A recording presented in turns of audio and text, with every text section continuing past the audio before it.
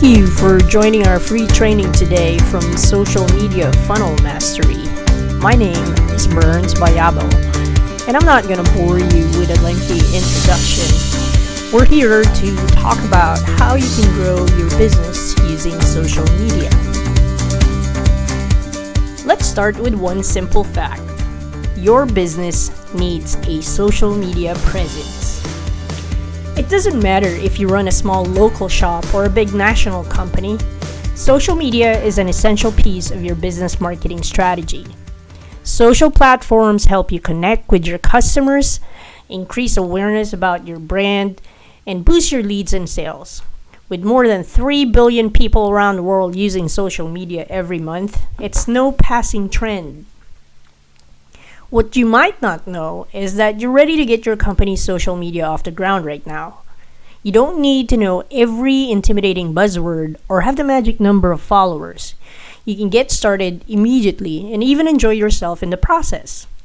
Here are 6 reasons why investing in social media is a wise business move. Build awareness. If people don't know about your business, they can't become your customers. Social media boosts your visibility among potential customers, letting you reach a wide audience by using a large amount of time and effort. And it's free to create a business profile on all the major social networks, so you have nothing to lose. Define what you want to get out of social media to develop a social media strategy. Do you want new customers to discover your services? Do you hope to bring more local shoppers into your stores? By keeping your strategy specific, you can determine which social media channels are the best fit for your business. Communicate authority. Customers are increasingly savvier and more discerning about which businesses they support. Before making a decision, they'll do a quick search to browse your website and social media. Will they find an empty storefront or a rich source of information? Setting up a robust profile that you update frequently with relevant content will build your brand's authority and make sure you make a positive first impression through social media, showing that your business is trustworthy, knowledgeable, and approachable. Look for ways to demonstrate your expertise as a thought leader in your industry, like writing pieces related to your expertise or expanding on your company's mission. By showing what your business offers and values, you will establish confidence in potential customers. Show authenticity. Customers aren't interested in businesses that publish dry, corporate-style social media posts. Instead, let your brand's personality shine through in everything you share on social media. What does your brand voice sound like? How does it represent who you are? Practice getting your tone just right. Whether it's casual and funny or formal and friendly, be true to who you are and not who you think you should be. Followers want to see real people behind your social profiles. Show them. Encourage engagement. Social channels evolve, constantly releasing new features, and this rapidly changing environment can be intimidating for some business owners. But remember, you don't have to do everything. Play with new ways to connect with your audience and give yourself permission to learn as you go. One day, you could post a series of Instagram stories to give customers a behind-the-scenes tour of your office. The next, you could host a quick Q&A session via Facebook Live, video streaming. Over time, you'll get a better idea of your followers' presence. You can create engaging video content for social media with simple setup. Good lighting, a smartphone, and a tripod. Also, do a test run before you go live to make sure your internet connection or hotspot has enough speed to avoid delays and interruptions. Ask me how I know. Provide support. Social platforms have successfully broken down barriers between companies and their customers. Now, instead of calling a customer service line, many people turn to Facebook or Twitter to solve problems or find information. Develop your reputation as a responsive, caring brand by offering support through social channels. Create a system for tracking customer comments, questions, and complaints on social media. Respond as quickly as possible to questions and concerns. Go out of your way to be positive and helpful. Listen to criticism and make customers feel heard. Know when to resolve public conversations in private messages. Grow affordably. Marketing costs add up, and not every business can afford huge campaigns, but you can get a lot of value for your dollar with social media advertising. Your business, regardless of size or budget, has an opportunity to grow your audience and reach your objectives through ads on social platforms like Facebook and Instagram. When building an ad campaign, know who you're trying to reach and what goal you want to achieve so you don't waste any of your budget on unhelpful advertising.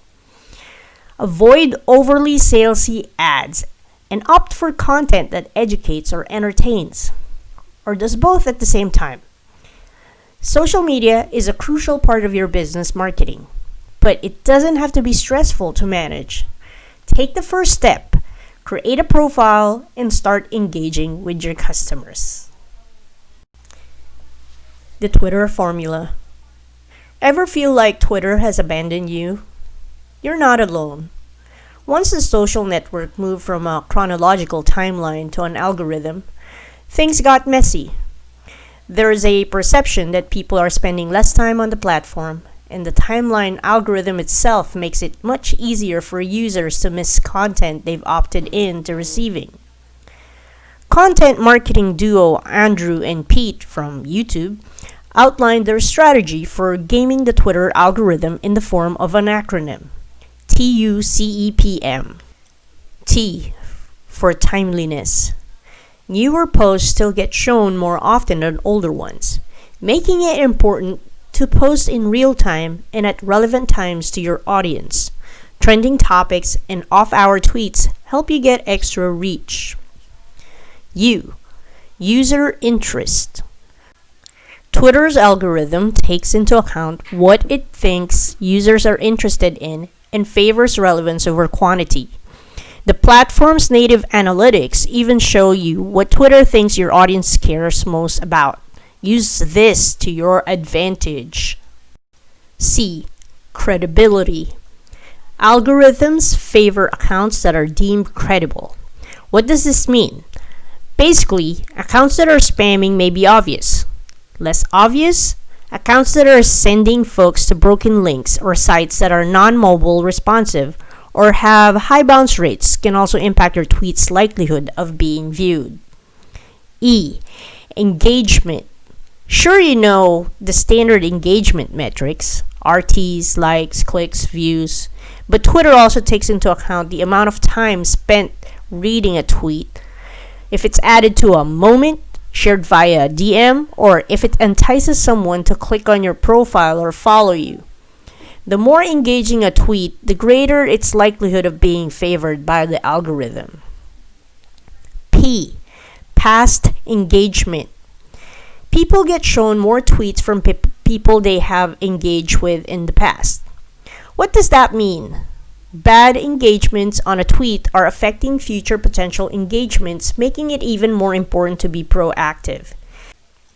Get into other people's notifications to improve past engagement, which increases future reach. M. Media. Twitter's algorithm is such that people are shown more of the media type they prefer based on what they've engaged with before. This means that using a variety of media types is incredibly important. Sure, you may think you know the options: video, images, GIFs, text, polls, but don't forget Twitter moments, Twitter cards, and even branded GIFs you can create and which become searchable within Twitter. The Facebook apocalypse. When Facebook announced changes to its newsfeed in early 2018, brands everywhere began panicking. The new strategy claims to shift from focusing on helping you find relevant content to helping you have more meaningful social interactions, according to Mark Zuckerberg. This Facebook apocalypse made it necessary to have a change in strategy from content producers. The days of Facebook generating serious traffic or creating massive exposure are over. Facebook itself has said that videos will get less watch time and links off platform will also receive less visibility. Instead, brands will have to accept that a smaller, more relevant and engaged audience is more valuable than a larger and less engaged one. Instead of a scale, brands need to focus on meaningful, ongoing opportunities for connection. So just how can these brand pages ensure that their content resonates? The obvious answer is to increase their use of paid, but as demands for ads increase. Even that will begin to generate smaller returns.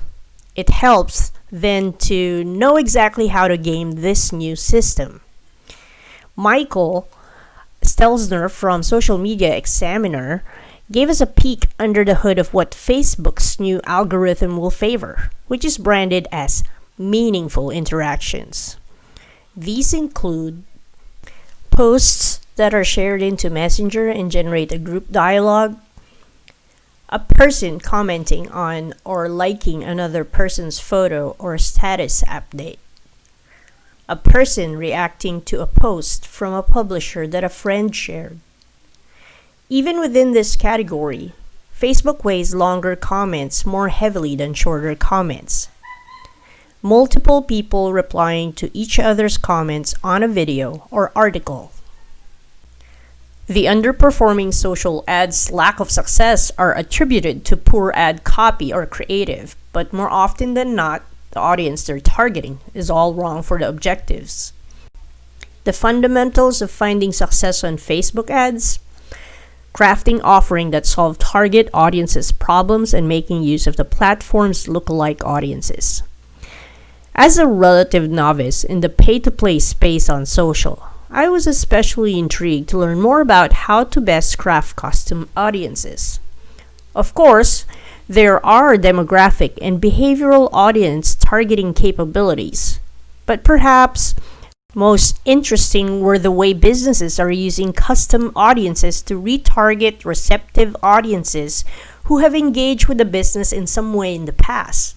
The essential custom audiences defined are email recipients. Facebook usually matches anywhere from 30 to 70% of email addresses on file. From this custom audience, you can easily create a lookalike audience to target users similar to those you're already emailing.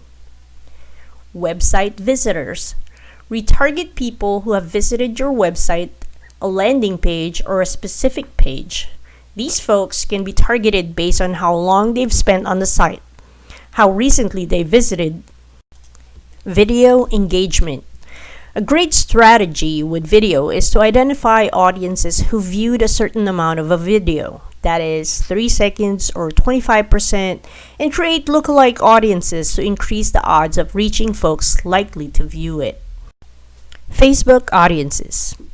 It might seem like a no-brainer, but frequently creating custom audiences of those who have interacted with your page. These presentations emphasize the importance of continual testing and adaptation of custom audiences based on performance. The truth about Pinterest. Pinterest can easily become a substantial contributor to your website traffic. In fact, for a long time, Pinterest has been the number 2 driver of social referral traffic right after Facebook. Even before the announcement that business page reach would further decline, there was a steep drop-off of social referral traffic from Facebook, while the percentage of self-referral traffic from Pinterest rose. Now that we are post-Facebook apocalypse, has Pinterest traffic overtaken Facebook? 98% of searches on Pinterest are unbranded, meaning your small business has the same potential for discovery as do those who've spent millions and decades on promotion. And 77% of pinners have discovered a new brand or product, with 84% making a purchase because of something they found on Pinterest. When you start marketing your business on Facebook or Instagram, you may not see huge follower growth at first, but you will see some likes and comments. That feels great and makes it easier to continue with Pinterest. It can take a little time to see the results because people compare Pinterest to social media platforms. Expectations for instant gratification are often high and unrealized. But Pinterest is not a social media platform. It's a search and discovery platform, meaning what you have done with great success elsewhere doesn't directly translate. Another challenge for many marketers is that they want to transfer all they know about social media platforms and repurpose that on Pinterest. This is a recipe for disappointment. For instance, on Instagram, people want to see the behind the scenes of your business. They want to see your product unboxings, your latest speaking events. They want to feel connected to you and your brand. On Pinterest, everything is through the lens of, how will this make my life better? Or how can this help me with this project? In that way, it has a lot more common with a search engine like Google, and we all know how powerful Google is at driving organic traffic. Nailing your Instagram stories. It's no secret that Instagram stories have been taking off, with 300 million active users watching and creating stories daily. Since their widespread adoption, engagement is actually down in the Instagram feed, as users spend more time at the top of their screen in the stories. From a brand perspective, Instagram stories are a great tool to keep you top of mind and build one-to-one connection while driving traffic. The expert herself, Sue B. Zimmerman, aka at Instagram Expert, provided master tips for creative stories telling on Instagram stories. My favorites? Live broadcasting, which can be shared with others, and learning how to create polka dots within stories. The beauty of Instagram stories is the ability to be real-time, raw, authentic, and human, but in a visually appealing and creative format. With the rise of Instagram stories highlights, brands are using them as playlists, creating episodic content that keeps audiences hungry and returning. Social media sparked a revelation that we, the people, have a voice, and through the democratization of content and ideas, we can once again unite around common passions, inspire movements, and ignite change. Brian Solis. In his keynote, Brian Solis did a great job of outlining the past of social media, how it democratized society by giving everyone a voice and giving access to people, places, and brands that were previously impenetrable in the current state. In the present, he said, people are now brands, and brands are now people. As a result, the balance of power has shifted with trust in authoritative figures like CEOs and leading academics falling precipitously as a person like yourself becomes the preferred standard source for credible information. What do we learn from this? People are now brands, and brands are now people. Social media will only continue to become more embedded in our daily lives. The power will continue to shift, and by 2030, people will rest almost exclusively with individuals, not with institutions. Digital storytelling and human connection will become increasingly important. Building relationships with the right people and fostering advocacy will be the key to success in our social media future.